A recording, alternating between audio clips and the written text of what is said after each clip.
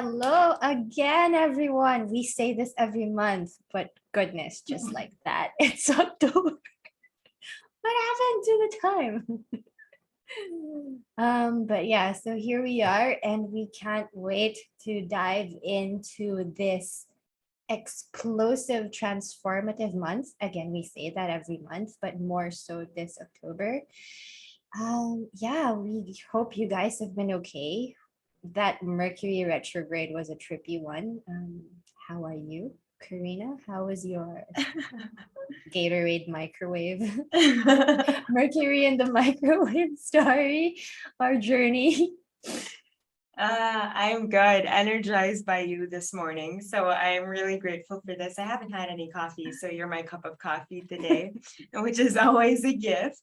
How am I? I'm good.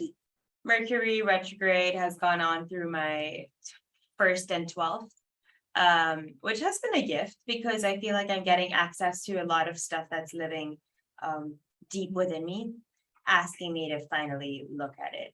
Because I mean, wow, my left wrist started hurting as I said that, which is interesting because receive, right? But it's been interesting. It's giving me access to things that I may have brushed away without knowing that I brushed away, and inviting me to actually bring it back up so that these parts of myself can be reintegrated within this body instead of live like outside of me, which in exchange, I feel like if parts of us live outside of us, then it's that much easier for us to have so many energy leaks.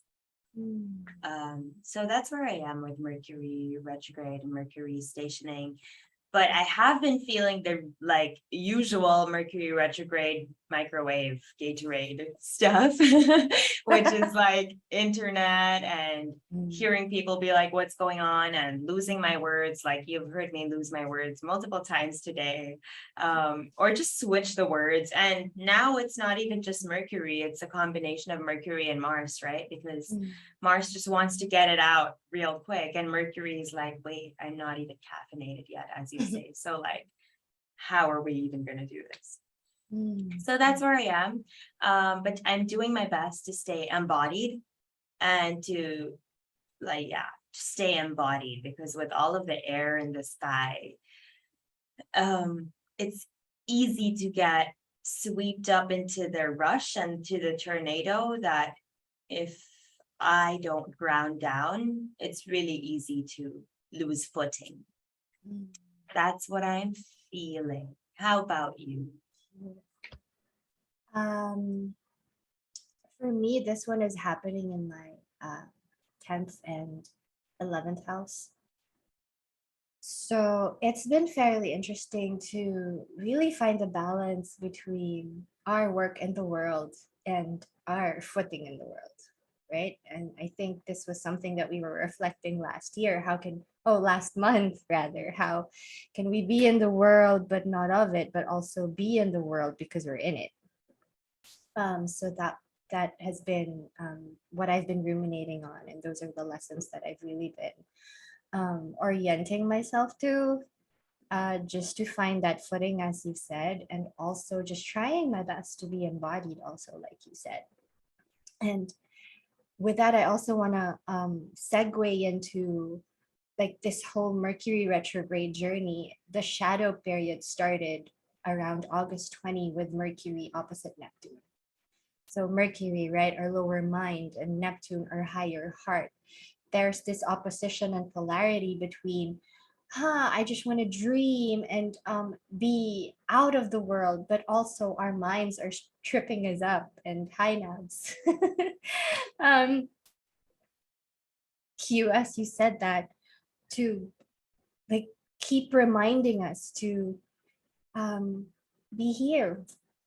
Aw, cute. Be here, stay here, remember your relationships, remember the sacred partnerships that you committed yourself to, remember the words and the words that you use and the language that you commit yourself to. How are you really embodying this yeah, how are you embodying what you're saying, or are you saying or just always left in the ether? Um, is I think a big Mercury opposite Neptune um, invitation for reflection, but also a question that I also asked you guys yesterday. Where is the space where your mind and your heart meets?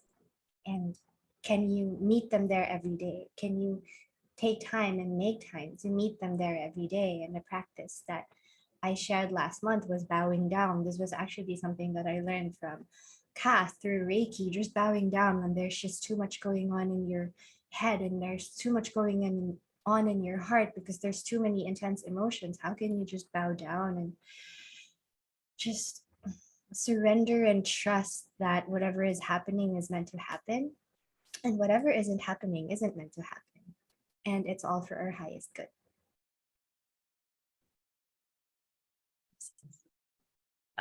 Thank you for that little Mercury retro. Ooh, the Mercury retro reverse thing. I wanted to pull some cards just to get a feel about Mercury retrograde and where we're at Mhm. now. Mhm.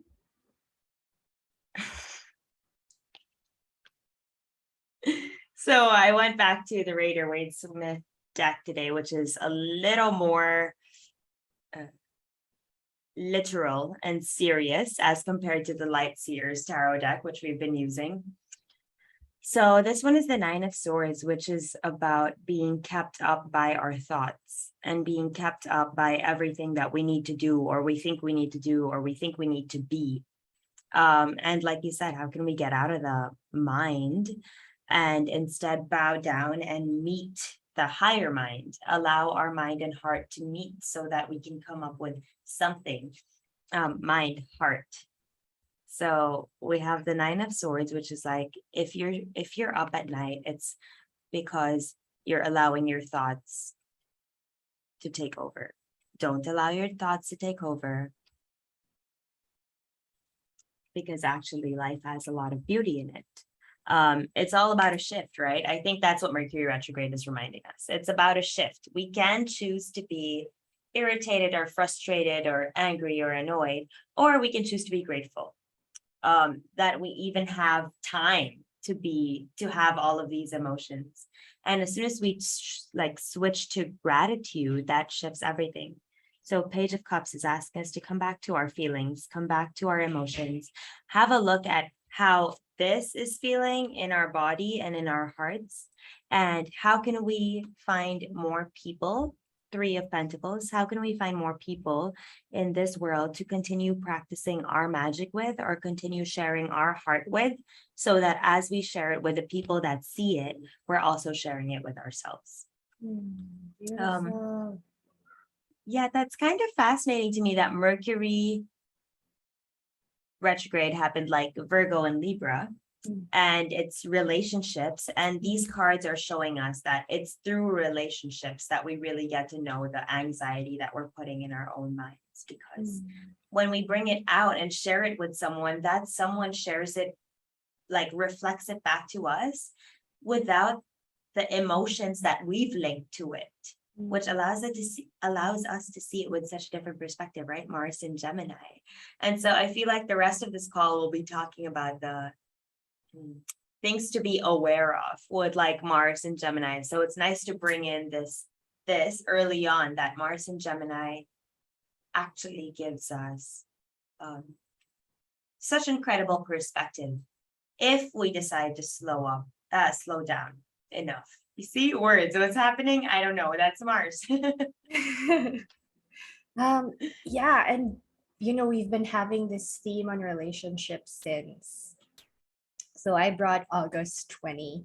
What was happening to you around August 20 when Mercury was stationing and that opposition to Neptune was happening?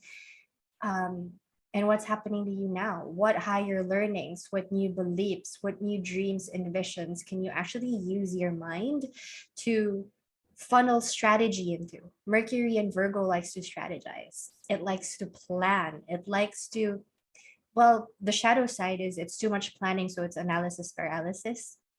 But at least we have this slowing down. And with Mars about to station retrograde at the end of October, Pluto about to station direct, and also Saturn stationing direct this month, we are in a mutable time. We're really, it's such a embodiment of Sun and Libra, where we're holding the fulcrum and we're looking at everything, we're weighing all the perspectives, but we're trying to witness everything from an observer's lens, so that we can balance and weigh in and filter what should stay, what should go, what needs more strategy, what needs more color, what needs more brightness.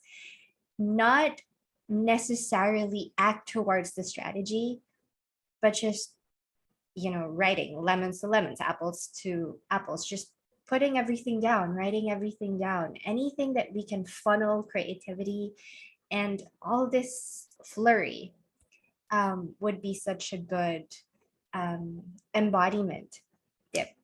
And slow down, like really allow yourself to slow down. The thing with planets changing directions is they're closest to the earth in their orbit. So because all of these energies are amplified, so Mercury's energy is amplified, so there's too much mind going on, there's so much strategy going on. Saturn's energy is also about to be amplified, but so there's feelings of constriction and limitation and delays. Pluto's energy being amplified can come up as fear, doubt, insecurity, but also hidden resources that we didn't know was there if we didn't have fear, we didn't have doubt. So how can we use this, as Karina said, creative reframes to find gratitude in the muck, in the chaos? It's easier said than done, and we know this is actually what we were talking about before we went live. It's such a trip when we're talking about this, but we're actually in the moment. Our minds and our egos still trip us up, but at least here we find groups, we find relationships where we again can hold the fulcrum and help us to go back into balance. And if not, if we don't have those right relations, these amplified energies are going to show us that. How can we be brave? Mars and Gemini, how can we be brave and um, take to different perspectives instead of our usual rash reactivity? Yeah, and as you're saying amplify, it's reminding me that Jupiter is really a loud player here as well this whole month. And as we speak, Jupiter, well, a couple days ago, Jupiter opposed Venus. And yeah, I feel like Jupiter is really just amplifying this entire conversation. So as if everything is not already amplified enough because the planets are already closer to the Earth, Jupiter is like, hey, I feel like you need a little bit more. And I was listening to the podcast that you shared with Rick Levine and Astrology Hub, and how he was saying bigger is not always better, because sometimes bigger can look chaotic, and I'm noticing this in my own life in terms of like holding space, like for expansive space. I love that it's smaller groups because we're all able to talk, we're all able to share, and that's where the Pluto transformation happens, right? Because on the 7th we have Mercury trine Pluto, which is words being changed. I feel like limiting beliefs being changed, and our words being able to be expressed in a way that's more encompassing of all of us, all of me, rather than like parts of me. We'll get to that in a second, but yeah, that's really what's coming to me right now. So let's just say on the 2nd, Mercury stationed direct in Virgo, finally. But as Thea said, we're still feeling the after effects and we're not yet completely out of the shadow. Same day, Venus opposed Jupiter.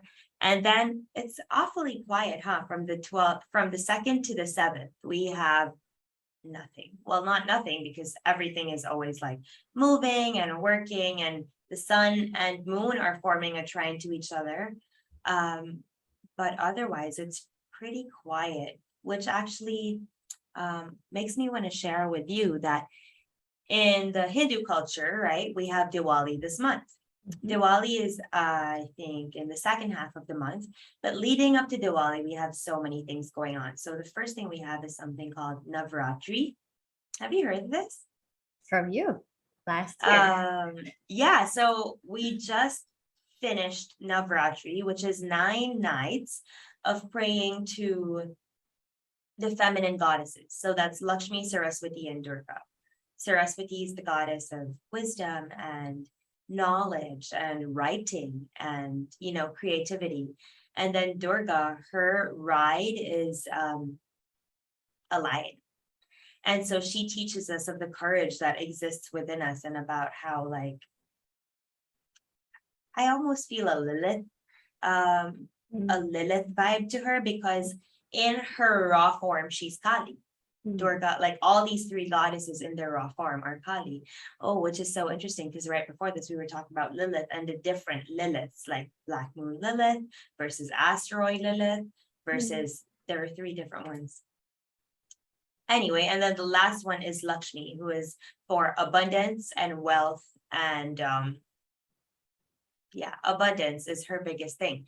So leading up to Diwali, they say it's really good to clean your houses and clean your closets, so that when Lakshmi comes and visits you, she brings you abundance and she brings you wealth. And so we're meant to light our houses, like light candles in our houses and stuff. But the last couple of days I've been ruminating on how Diwali time is not about cleaning our houses. It's about cleaning this house. It's about cleaning everything that's in the mind, cleaning everything that's in our throat, in our heart, everything that's stuck. Because religion, okay, on the whole, makes it seem like God is only gonna come to those who do A, B, C, D. Mm, I don't vibe with that. I don't know mm, about you, but I feel like it's a way of saying, okay, to me, Lakshmi is going to come to everybody, but mm, it's all about if you have the space within you to receive her. mm, Right? It's not that they choose this person gets me, this person doesn't, this person gets me. No, mm, it's mm, they come to everybody. They're available. These energies are available for everybody to take whenever we want. mm, But if we're not creating the space and if we're not creating the change, and like you said, Pluto is stationing direct very soon. If we're not working with these limiting beliefs to finally get them out of the way, mm. then we can't hold abundance. It's natural. It's the way, it's energy. Um, Anyway, sorry, I went on a whole thing, but I just wanted to share that it seems like not a lot is going on, let's say, based on traditional astrology, but Vedic astrology or like Mm. Hinduism right now, so much is going on to the point that today we celebrate something called Dasera, which is the day that I don't want to go into the whole story because it's very long, but the day that um, the demon in this whole story, his head was blown up. Okay. And he has 10 heads, 10 heads. And so basically today is a really good day to take back your power over all the demons that are holding you back. If you Ooh. feel like there are demons that are holding you back. That is why I brought in this whole story, just to share this. Um, okay, this week it's very interesting. So we have Moon about to meet Saturn in a couple of hours, but it's also trining Chiron. So it may feel like it's not a big, um, like in terms of transits, there's not a lot going on, but it's so perfect because right as planets change directions, they they slow down to a full stop, or at least apparent from where we are here in Earth. And then tomorrow we have the whole day where the moon is void, of course. It's the whole day. It starts from 8 a.m. and I think it shifts to Pisces, um, end of the day, or later in the evening. I'm not particularly sure, but I know it's a long, long, long void, of course, from this Aquarius where we've figured out everything, and then when we go back to Pisces, it's an ending of everything.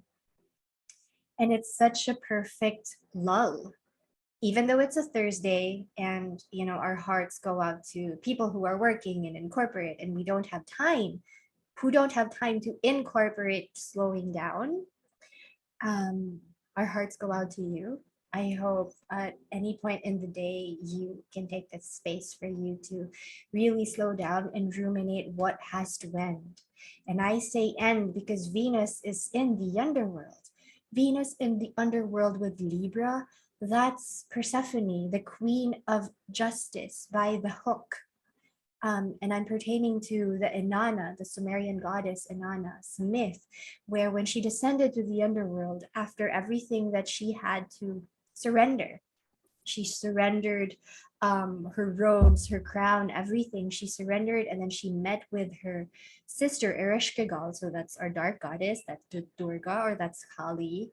This archetype of void, nothingness that just eradicates completely and blows up everything that's attached to the ego, and then is hung by the hook totally naked. I mean, can you imagine hanging yourself by the hook? Para kang picking duck. That's the image that went in my mind. Like a pecking duck by the window, and you're just like hanging by your neck, and you can't do anything but surrender and allow everything to just bleed and drip. And that's the invitation of Venus and the underworld. How can you be that queen of allowing yourself the justice to surrender to what's no longer yours, so that what can never be forgotten or what can never be lost will be regained? And I'm getting chills as I'm saying that, because that's the whole journey of Venus from December until like the next 8 months. So December until August next year, where Venus is in the remembering and embodiment stage. So can you sit in what you're distilling? This medicine that this medicine of all the learnings that you've experienced since January, when Venus conjunct Pluto, and now Venus is about to square Pluto, I think, this month. It feels like a first quarter moon where there's a crisis in action, but that crisis in action, the impetus with that crisis in action is you have to get out of it. You have to get yourself out of the wall. And again, with all this Mercury and Virgo, how can we put in strategy so that we can get ourselves out of the wall? Not necessarily implement the strategy or execute the strategy, right? But really take the time and the slowness to ruminate what has worked for me, what is more in alignment, so that where I can be by December onwards is just a full embodiment and a remembering of, like I said, what was lost but could never be forgotten. Wow. So we go back to saying that there are not that many aspects this week, but actually this week is really loud. Because there are a lot of aspects. They're just the undercurrent. So thank you for sharing all of that. I feel like that kind of covered the 7th, which is Sun opposite Chiron and Mercury trine Pluto. Practical tip for the 7th, surrender. I want to say a lot. I'm just thinking about like laying on a yoga mat with nothing, like no plan, no reason, no rhyme, nothing. Just lay on a yoga mat and breathe and see what comes up. And everything that comes up is ready to be healed. That's what I feel like a practical tip for the 7th is. How about you? Beautiful. I think that's such a beautiful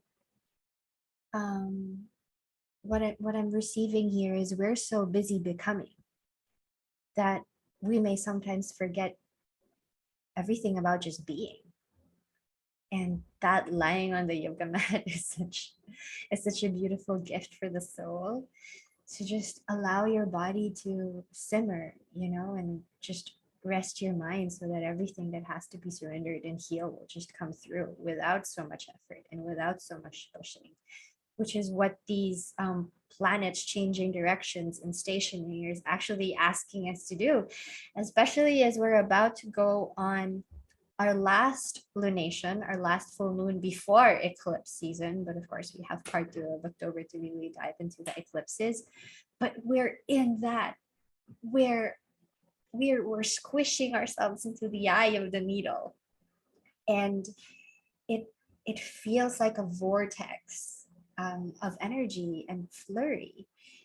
And a lot of astrologers, and I don't know, I'm trying to feel my way into this, but a lot of astrologers are saying that October is actually the biggest astrology of the year.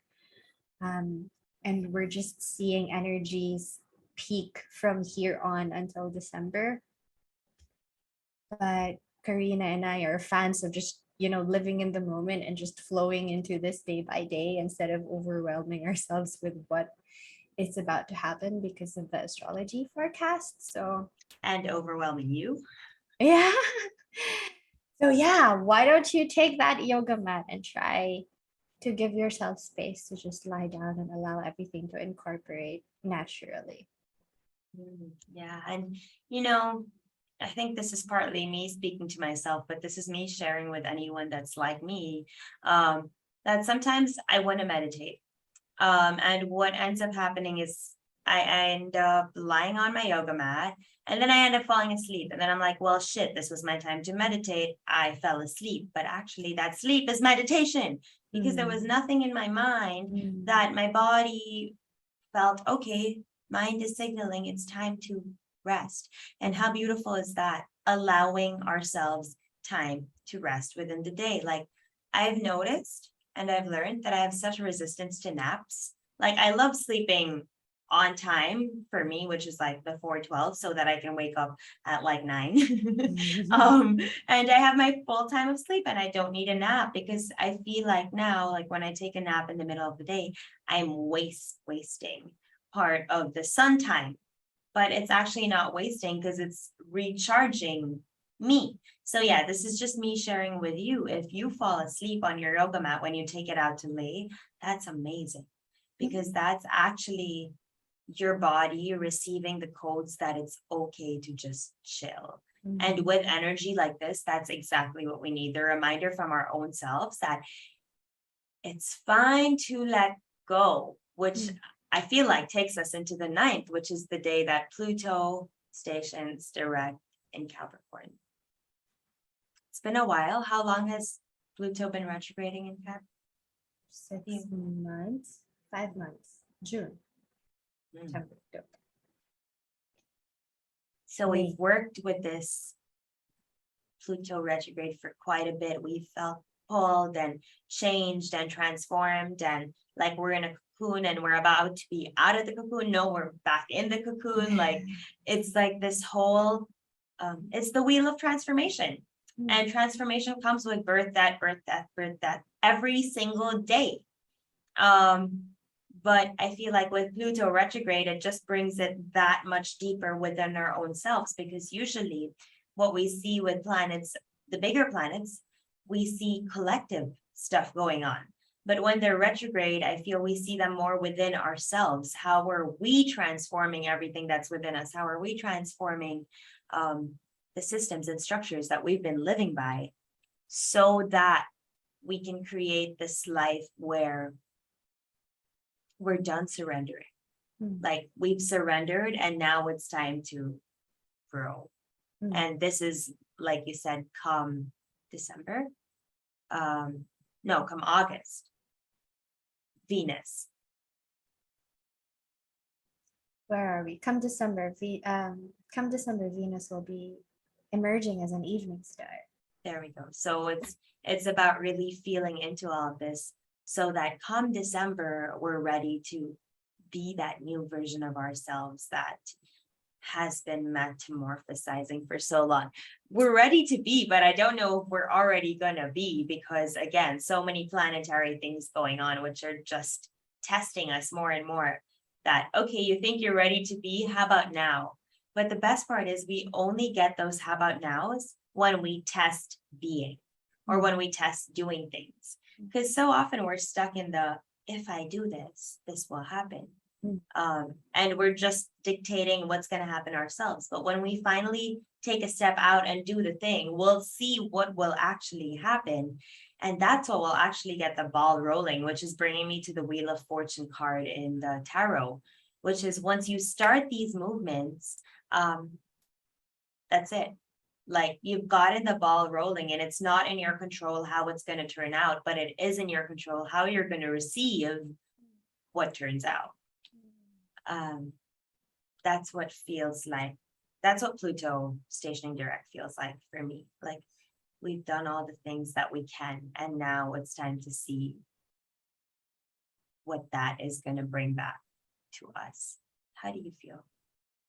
I'm going to take this 10 meters deeper. Yes, please do that. We've been in this since 2018. 2008, I'm sorry, 2008, when Pluto entered Capricorn. So since 2008, what have you been building? And then come 2018, what was destroyed from what you were building? And I'm saying this because Capricorn is structures. That's foundational things. But deeper than that, Capricorn is also our lineage, grandmother energy. That's Earth. Capricorn is feminine, yin, Earth, cardinal. So initiating energy.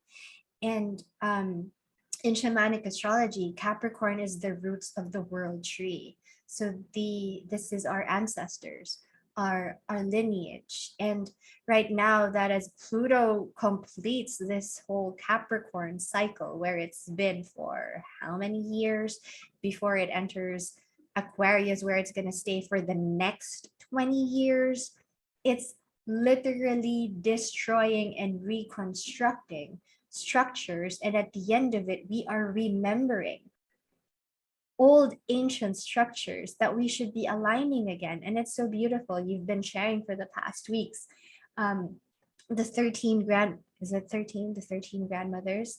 And so many Native Americans and indigenous leaders are coming out into the world stage, sharing their knowledge, sharing the secrets of the earth, because it's time. It's time for us to remember them. It's time for us to rebuild new foundations together. So how it's such a big theme, right? Because it's Pluto. It's a long planet. It's not okay, I'm gonna metamorphosize today and it's tomorrow I'm being and I'm gonna become again. It's a long, continuous decaying, fertilizing, decomposition, and then birthing again. And this cyclical nature is what Pluto is also here to teach us, that we die, we get reborn, and then as the cycles continue, so should we live ourselves as the weather, as the seasons. So, what are the seasons in your life? Where are you in those seasons? Are you in your winter? Are you in your spring? Are you in your autumn? For each of us, it's different, but the call is the same. The call is a restructuring and a realigning, which we've always been harping on. How can we keep realigning ourselves? Because everything that's just not aligned must go. And that's the last stages of Pluto. Everything on the 29th degree, we call that the anaretic degree. That's the congregation of all the energies. With Pluto closest to the Earth, the amplified energy, at the 29th degree, the anaretic degree, there's, again, it can feel like a vortex, and that vortex is going through the eye of the needle. That's the image that's going through my mind. How can you fit a freaking cyclone into the eye of a needle? It seems impossible. But again, cyclone is air. And it's not impossible. It just takes a long time to pass through this very small hole. But what is time? And Pluto and Capricorn is also making us, reminding us that time is also a construct. But when we're in the present moment, and when we're aligned with flow and our creativity, when we're building, we compress and expand time, because we are in our multidimensionality, have have the power and the impetus to control and direct the movement of the vortex, and also direct and control the movement of all these constricting dimensions such as space, time, and yeah, that's Pluto stationing direct for me. Thank you. Thank you for taking it so much deeper, because it is so much deeper. And yeah, I just love the way we do astrology works with each other. So thank you. I pulled some cards as you were talking, because Pluto stationing direct is huge. And so I pulled it for that. And of course the devil came out, which is Capricorn. But all right, so first card is be aware of what you're taking with you. 7 of Swords. Limiting beliefs. Are you taking those with you, or are you leaving those behind? How can you be smarter about what you're taking with you and not take just because you've been conditioned to take? Like, notice what you're taking. Be aware of what you're taking. Don't overtake. Look how smug he looks because he's taking these swords that were on the floor. Don't overtake. If it's not yours, don't take it. This is like grandmother's wisdom. This is grandmother's wisdom for the earth. Like, I know swords is spirituality and is mind, but then it's also a reminder that ask your mind, where are you overtaking from the earth? Because North Node and Taurus, it's time to stop taking, and instead it's time to start governing our own minds as if we have control of our own minds, because we do. It's not on other people to tell us how to be or how to behave. It's on us. And I love how there are butterflies over here, because we were just talking about the metamorphosis and crescent moons. And so it's, how can you tie your intellect and your intuition together and allow them to lead you where you need to go, rather than staying overly in the head, overly in the heart, overly in the body? Libra, it's a time of balance. It's a time of coming back to, again, I keep coming back to this word, all encompassing, like our all encompassing nature. How can we pull it all back in to be in here, so that we're no longer imprisoned by our mind, imprisoned by what we think, imprisoned by what we've been told? Because we're starting to uncover that so much of what we've been told has been lies. You said Mercury stationed direct right after opposing Neptune.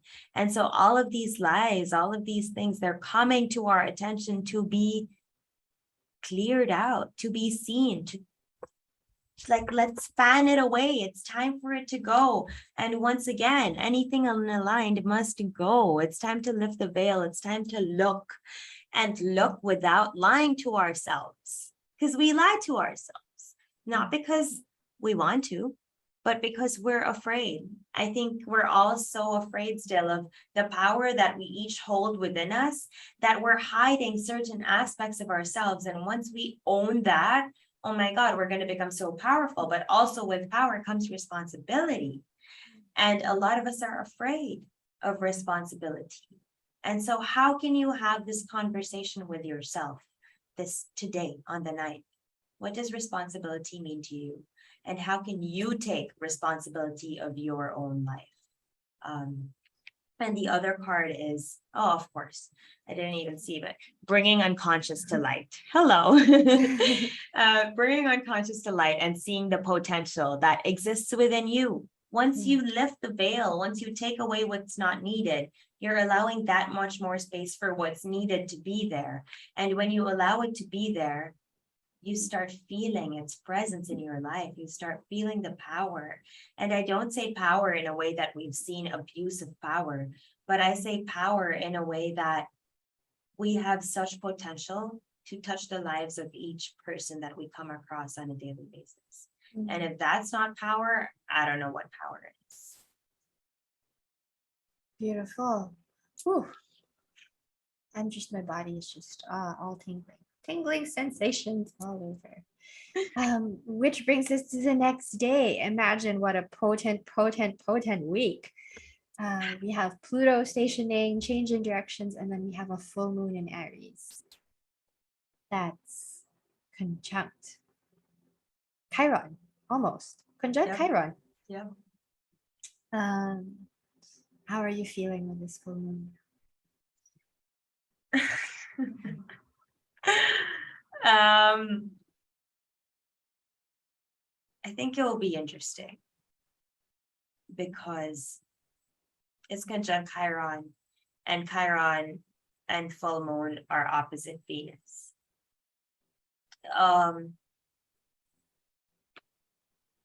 As always, with every sign, I feel like there are many ways that this can go. But I feel this has the potential of teaching us to lead with our hearts. And it's bringing us a card from the Starseed Oracle to my awareness, which is forge, don't follow. Be the leader you always wish you had. And that's the higher expression of this, right? Because we're feeling into that Chiron. We know what we need. We know what hurts.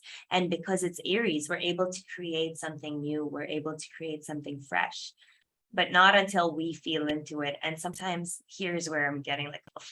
Sometimes when we feel things so deeply, the only way to get it out is to share it or to like literally speak it out. And that's the worry that I'm seeing with the state, like too many triggers coming up, too many people projecting their wounds out. But I feel if we take the time to sit with our own wounds, there's such potential in the magic that we can create for the world to begin owning their own wounds as well. And we don't need to teach people to own their wounds. Again, like what I just said, it's in these individual meetings that we have with people. It's in holding our own wounds and allowing our wounds to feel accepted, that when you go to someone and say hello, they know. Like, it's so easy to tell whether a person is embodied or whether a person is accepting all of themselves or rejecting part of themselves just with a simple hello. Yeah, so for me, it's feeling like it's bringing my own life. I'm just going to share because vulnerability and life, but it's bringing my own life into view because you said 2008, and 2008 was the year that Navs and I met for the first time ever. And this full moon in Aries is happening in my 7th house. So I feel like there is a lot of stuff there that needs to be looked at and worked on and just observed, like what is playing out based on how it's meant to play out versus what is playing out on how I've been told it's meant to play out. So that's for me, that's where I'm stuck. How about you? How are you feeling about this full moon? I'm gonna tie it to, again, the healing of ancestral wounds. And so much of these ancestral wounds have been attached to conditioned identities of how we should be, how we should attain, drive our will, like everything, how we've been doing and how we've been living in this world and how we were taught to attach our identities and ideas of success into, or ideas of at least what a warrior should be. I mean, we've grown up for the past 5,000 years. The civilization that we've known and even the history books show that we just live in a period of constant war and just constant battles for land and pride. And this is me coming out of, just watching Game of Thrones last night. And it's just, we're still in it. We're still in this identity trap where, we need to defend something. So a reframe that I'm also ruminating on, especially for Aries and even with Mars and Gemini. Why is there a need to defend? And how can we reframe that instead of fighting against or defending against? What would it mean to instead stand up for? I am not defending myself against war, but I am here standing up for love. How does the shift and reframe feel in your body? I am not defending my idea or perspective or belief in this matter, but I am standing up for my faith and trust that the universe, God, source, will always provide, and what happens is always for my highest good. Again, so a tip for this full moon and for the next 7 months, instead of defending, what are you standing up for? I love that so much, and I love that reframe, because I'm so used to hearing with Aries, like, what are you a warrior for? Um, and as I say that, I'm looking at my shelf, which has Warrior of the Light, which is Paulo Coelho's book. But I also want to reframe like the word warrior, instead of using Aries to be like, what are you a warrior for? Like you said, how can we instead use words that are more powerful in our brain, not in a way that takes us back to like everything that's been repressed, but instead in a way that allows us to own our life? Because warrior, that means you're going to war. Why do you have to go to war? You don't have to go to war. Exactly. What's going on? And so that's again Mercury, right? Moving back into Libra very soon, the day after, which is asking us to really redefine our words and really look into our relationships with the words that we use. Because imagine every relationship we have in life is based on our relationship with our words. Like, have we ever thought about that? That's nuts. And so once we think about that, that shows us how important it is to really work on our words and give our words time. That's why we journal. That's why we, really feel into our words, because our words are what we use to let other people know everything that's going on inside this. If we don't speak, how does someone know? Well, yes, they know based on energy and they know based on our faces. But I feel like Mercury moving back into Libra is also an opportunity to reframe our words. But I did a poll and I'm going to do a poll for all of these big days because they're big. So I did a poll for the full moon in Aries. We have the Seven of Pentacles, which is you've planted stuff. Now things are growing and fruits are growing, and it's almost time to prune it, and it's almost time to pull out the stuff that are ready to be harvested. So have a great look at everything that you've planted and how is it looking right now? Just like what we were saying a while ago, like have a look at all of these beliefs and all of these systems that you've been working with and see, are they still fitting? Are they still looking good? What can be taken out to harvest so that you can start honoring these belief systems? And how can you make sure that they're always in line with your intuitive nature, the moon? Come back to your heart, come back to your emotions, come back to your feelings. Every time you make a decision on the 3D realm, come back to your body, come back to your subconscious. How does it feel inside? And then this is a reminder to stop holding on too tight. This is the Four of Pentacles, which look, each and every pentacle he has around him, he's hugging one, two are under his feet so no one can take it, one is on his head. This is asking, how can you allow more of a flow into your life, especially when it comes to the 3D? How can you stop blocking it? How can you stop claiming it because you feel like you're never gonna get it again? And that's kind of, yeah, that's, never mind, I'm not gonna go further. And then we have the Queen of Wands. I was just going to say, and that's the way of the 3D world these days, which is money. I need more money. I need more money. I need more money. Okay, I'm going to hold the money. I'm not going to invest in myself. But we're in a time that's asking us give and take, give and take. It's an exchange of energy. It's not a take and take. And you can see how unhappy he is by like just taking and taking. So it's a reminder to, again, come back to our instinctive nature and our intuition. And Queen of Wands, this is you right now. Know what you're standing up for. Exactly what you said. Know what you're standing up for. And it's not about standing up for something to put other people down. It's about standing up for something because that's why you're in this world. That's like, you cannot live not standing up for this thing. And everyone has that something.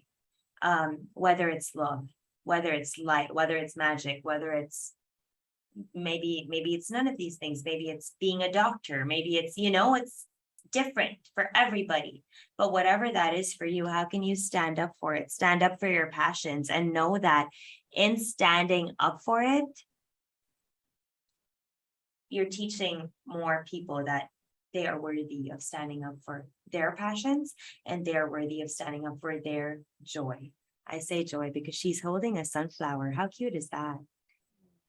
It's a reminder to come back to what makes you happy. Yes, these times are crazy.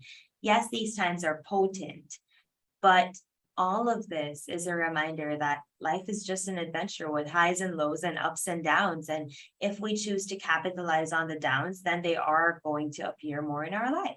But if we choose to keep coming back to the joy, keep coming back to what makes us excited every single day, then we're attuning to the higher vibes. Of course, portal, doors are opening. You decide how you want it to go. This takes me to the eclipse portal, which we'll talk about soon. And then we have loosen your grip, which is, are you overly controlling the circumstances going on around you? And how can you let go a little bit? How can you trust the universe? How can you know that the universe has your back? And speaking of the universe has your back, we have two cards from it. One says, I do whatever it takes to get closer to consciousness, with an owl. And one says, when I lean on the faith of the universe, peace becomes real. And this one is so handy to keep for Mars retrograde in Gemini. And this is so Libra. Look at these two owls loving on each other. Okay, so that's a bit about full moon. I think I'm going to switch back to the Light Seers deck for the rest of our pulse. But how are you feeling about, do we want to give a practical tip for the 10th? That was my practical tip, actually. Instead of defend, how can we reframe, stand up for? Yeah, okay, I love that. Maybe also an invitation to journal about all the things that you stand up for this day, just because it's a full moon and you're getting better access to the light of the moon. 11th, Mercury goes back into Libra. This has been such a dance. I love how you danced just right before I said it has been such a dance. It has been such a dance. Mercury was in Virgo, moved into Libra, moved back into Virgo, moving back into Libra. How does it feel for you? But that's like Mercury, all the Mercury retrogrades this year. It was a shift from earth to air, which, again, I'm taking this 10 meters deeper, which is a support to that grand conjunction of Saturn and Jupiter in Aquarius. After all that years where they've always met in earth, finally they meet in air. And we talked about that. It's the age of Aquarius. It's the age of information, revolution, but also consciousness, as our waves and synaptics and neurons create new connections, right? And this is what Mercury is doing, shifting from Earth, reminding us to embody our thoughts, reminding us our relationship with the words that we use, reminding us that consciousness, yes, it starts inside, but then it reverberates as we embody it. The words that we speak also reflect where our consciousness is at.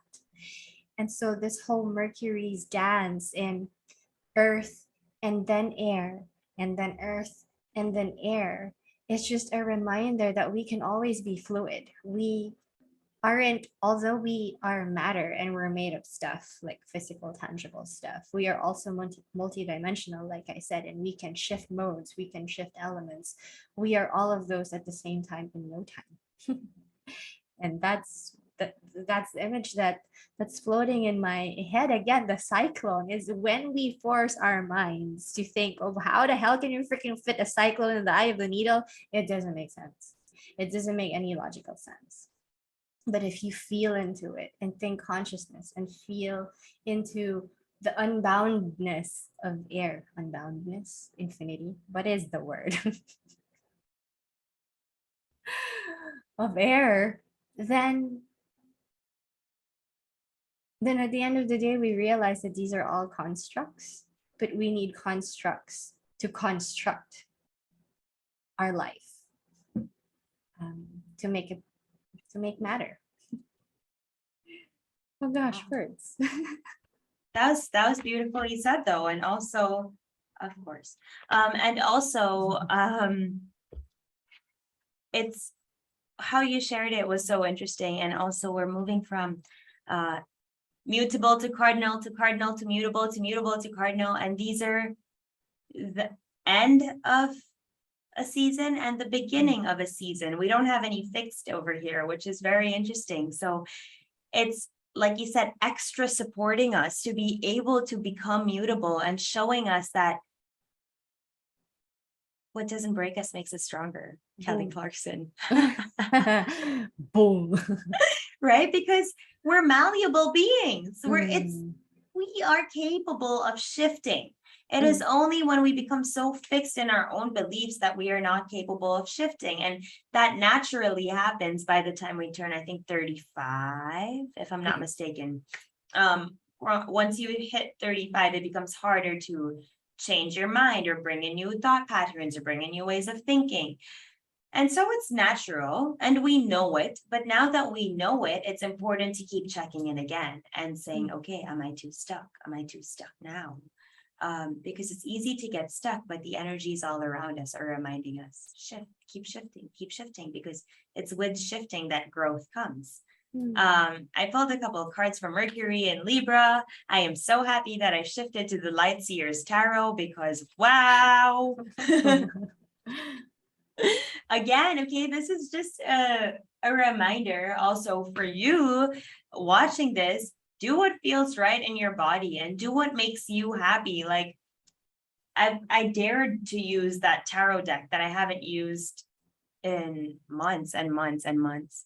And I was not about the imagery. And so I chose to pick one that I like the imagery better. This is for you too, right? In life, like when you don't like what's surrounding you or when you don't like what you picked, it's okay to change your mind. If you're not stuck, you don't have to stick with it just because you started it that way. It's okay to change your mind, especially if it feels right. Anyway, so the cards are the Three of Cups, Mercury and Libra. So community, spend time with community, spend time with the people that see you, spend time with the people that allow you to share your emotions without you feeling like you've overshared or without you feeling like you've spoken too much. You know, those are the relationships that are so valuable that you can just talk and share and share and share. And you don't feel, oh my God, I've taken up so much of this person's time, but instead you feel, thank you for listening to me. And I'm also so open to listen to you, which makes me really excited for our fairy date on the 10th. And then we have the sun, which is exactly what I said. Come back to what makes you happy. Come back to joy. It's okay to be happy. I think this is a really important reminder that it's okay to be happy.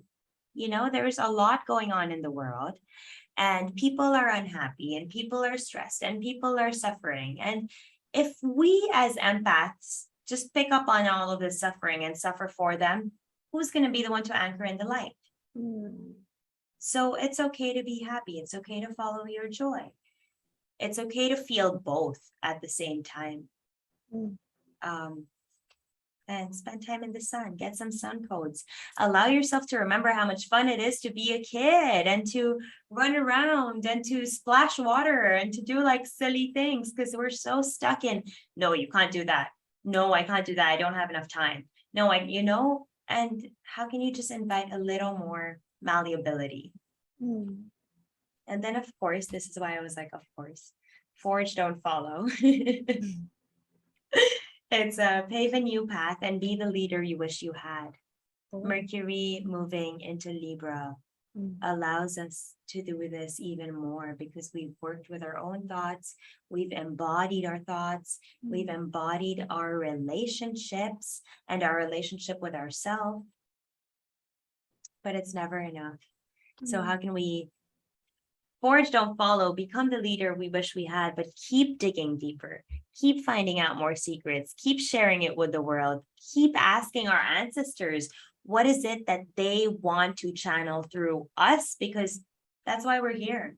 We're here because our grandparents chose to have our parents who chose to have us. Mm. So to a degree, they have a say in what we share in our lives. So if you're open to it, open up to your ancestors and ask them, what is their message? What did they want to channel through? And then we have learning to be in the world, but not of it, because the cards always read our minds. And so this one is really learning how to be human and in the world, but not of it. We are special. And I've had a whole trip, I've had a whole trip with this line this last like 1 month, asking so many different people what they think about this line, like being in the world, but not of it. But all of it to say, how can we be in the world and remember that our job here is to anchor in what feels right in our heart. But then our job here is also to have a look at if what feels right in our heart is kind to the people around us or is unkind to the people around us. And if it's unkind, again, how can we do a reframe? Because in being unkind to the people around us, we're being unkind to ourselves. This is really Libra, right? It just, everything comes back to us and the way that we're behaving. And that's what's dictating how everything is coming back to us. Yeah, so Mercury in Libra, I feel like is a great opportunity to telepathically communicate with the universe about what we want in our lives. So many lessons, so many golden nuggets. We're down to our last 3 days, you guys. Yeah, the day after we have Sun trine Saturn retrograde. We also have Mercury opposed Jupiter, and we have Mars square Neptune. And this is just a reverberation of what we were saying. How can you align? How can you make structures that are more aligned with your dreams, with your goals? How can you use your mind to make your dreams real and speak about your dreams, share about your dreams, find community, find a tribe that actually aligns with these dreams and visions so that you can build them together. Mars square Neptune. So this is the last Mercury opposed Jupiter. Remember, we've had this 3 times while Mercury was in retrograde. And this is the first Mars square Neptune. While Mars will be on retrograde, we're going to have this 3 times. So with Mercury opposed Jupiter, after Mercury just opposed Neptune, what have you learned? What have you learned about your identities, your beliefs, and your philosophies? We said this early on that, these communicated and inculcated how we were educated in terms of our philosophies and the beliefs that we hold. What new structures can we actually align with? What new groups and associations can we find ourselves that is more in alignment with the truths that we hold now, regardless of what society taught us to believe? That's what I'm getting for this day. It's such a supportive day. Although we have squares and oppositions, we have this big trine with Saturn that just supports alignment and groups, structured groups.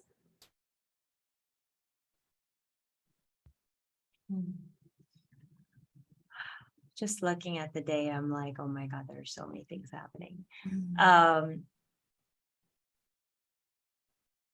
Yeah, I'm going to leave it with what you said. What do you want to add as a practical tip for that day? For me, can you go back to the strategies that you wrote the days before?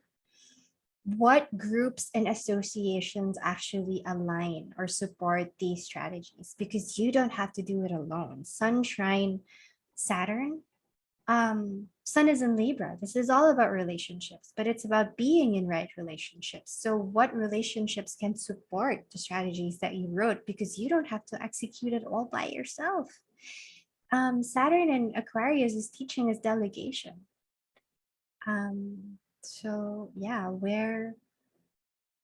yeah, that's a practical tip for me. So remember the strategies and then think of groups and associations that can support these strategies.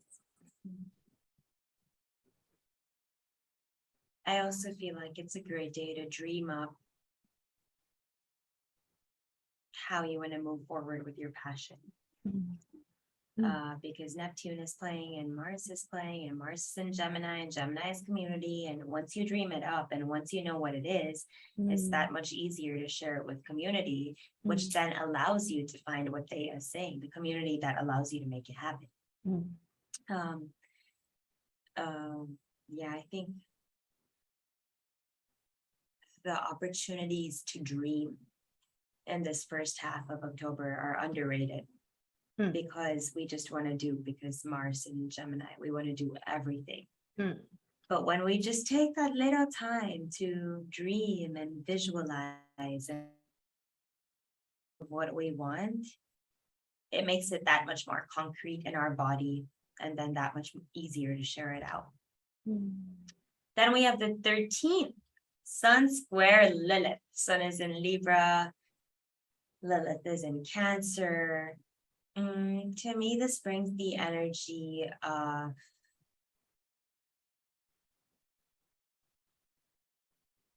allowing ourselves to be in relationships that nurture our rawest selves. Because Libra, Sun and Libra relationships, Lilith and Cancer is so nurturing and loving and caring, but also will stand up when she feels like she's being taken advantage of. What we're seeing in the world stage today, right? What is happening with women? How is it playing out? What is going on in Iran? What is going on around the world? And it's like it started with the whole abortion thing in the States. And now we're seeing slowly a reverberation around the world with different countries having their own versions, which is what always happens. But this is prime for me, Sun square Lilith, like justice. Sun in Libra is justice. It's bringing justice to the raw feminine. It's bringing justice to women. It's bringing justice to the feminine energy that has been put down and repressed for way too long. That's Lilith in Cancer. It's taking her power back because she knows that she doesn't want to go into her shell anymore. She's ready to break out because the shell has become too small for her. And it's remembering to surround yourself with people that can hold you even outside of your shell. They're not your friend because you're able to be contained. No, they're your friend because they know of how much you're able to break the containment. That's what I'm feeling with Sun square Lilith. How about you?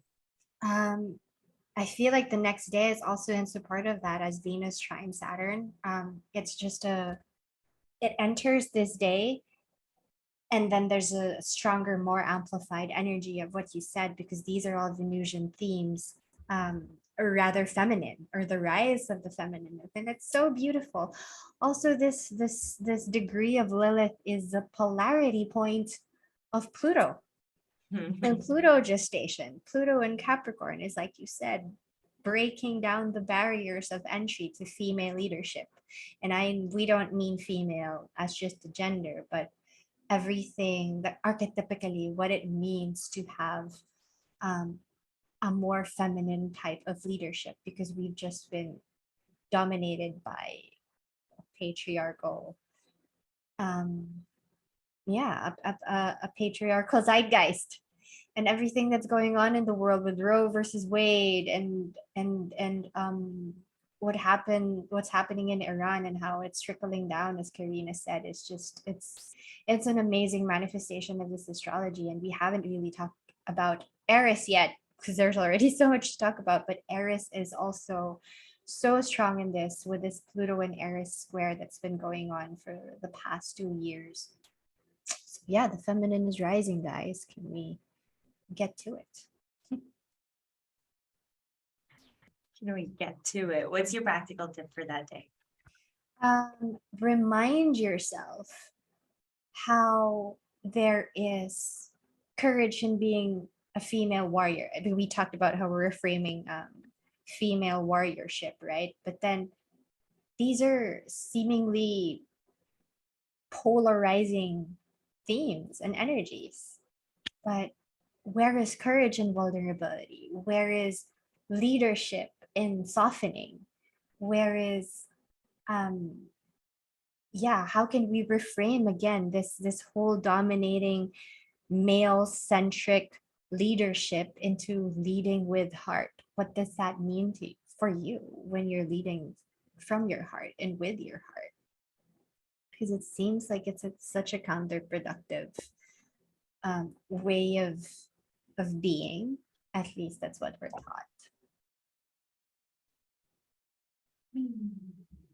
Yeah. I agree with everything you said. Mhm. Venus trine Saturn feels nice in my body. Just looking at it, it feels nice. Venus in Libra and Saturn in Supportive. Aquarius.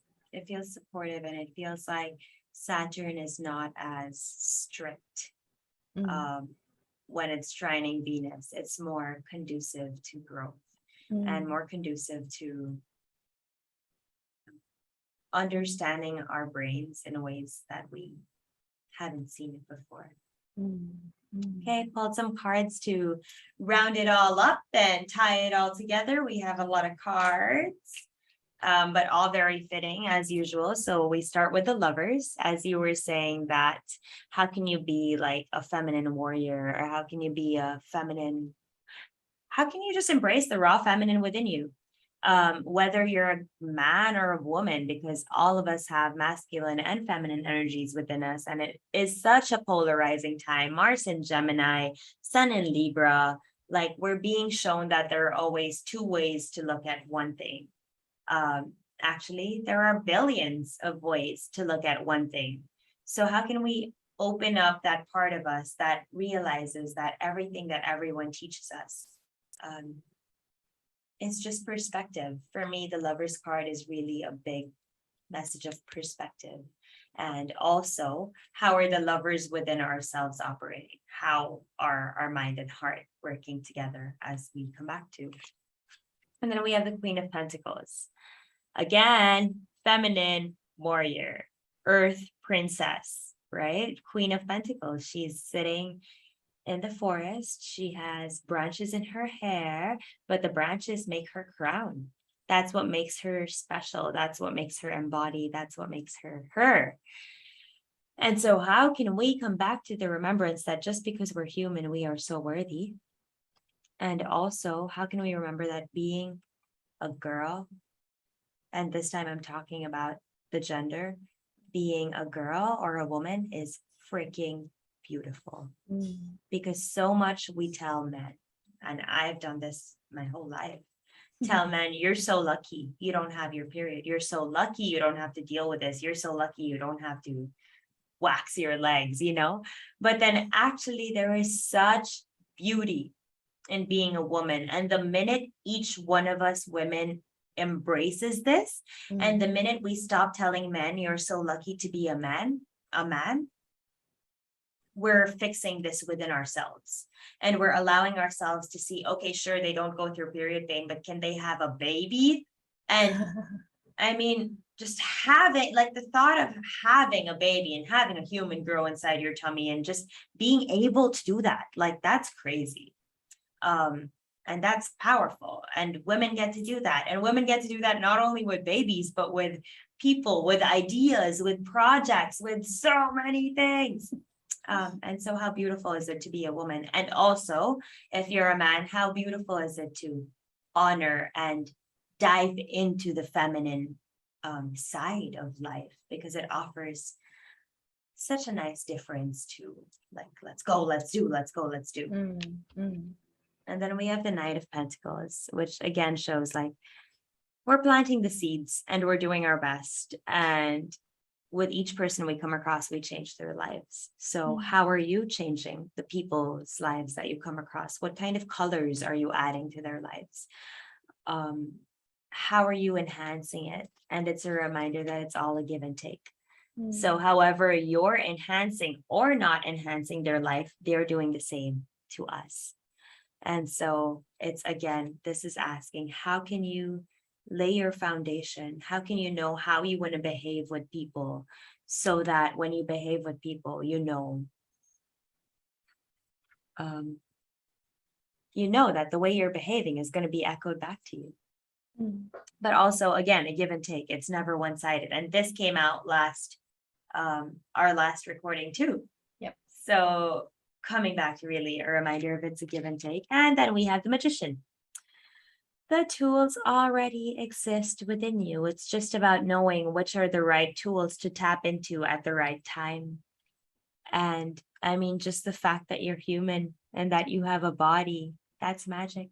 You're able to create such alchemy. You're able to create such, like, words can't even say, right? And so how can we tap into that magician within each of us, knowing that when we own our power and own every aspect of ourselves, we're capable of magic. And then we have this card here, which is longing for home and homesick for the stars. And how can we remember that instead of being homesick for the stars, it's a message of anchoring in the stars, into our body, into this world, into this earth. And then we have activated earth. So I feel like this talks about like trusting where you're led, but I feel like in anchoring down the stars, we will be creating activated earth every single day and waking up and saying, thank you for the gift of life, another day. I welcome it. We're calling in the stars to live through us. And lastly, water your garden, which also fell out last time. Allow yourself time to be watered. Allow yourself time to feel nourished, to feel cared for, to feel loved, and allow yourself to feel this from yourself. Because when we allow ourselves to feel it from ourselves, then we also allow other people to take care of us, other people to see us.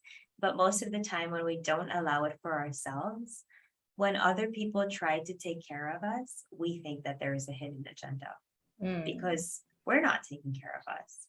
And so how can we just open up to being kinder and taking more care of ourselves, so that for me, everything is just echoing everything out in the world. So what we're doing for ourselves, we're echoing it out into the world. And so in taking care of ourselves, we're taking care of the world and the earth and humanity at large. And then we end this with 3 affirmation cards. The first one is joy is the ultimate creator, because of course. Second one is I recognize that I have chosen fear and I choose again. I choose love. And this goes back to, you can change your mind. It's okay if sometimes fear takes over, but it's in remembering that I have the capability to alchemize this fear into love. And that's a superpower. And lastly, happiness is my birthright. You deserve to be happy. We all deserve to be happy. And at the end of the day, I feel like the reason for this super activated month is to awaken us to the opportunities that lie like just around the corner, if we dare to look at things in a different way. How would you like to summarize or end? That was such a beautiful summary. I'll leave it at that.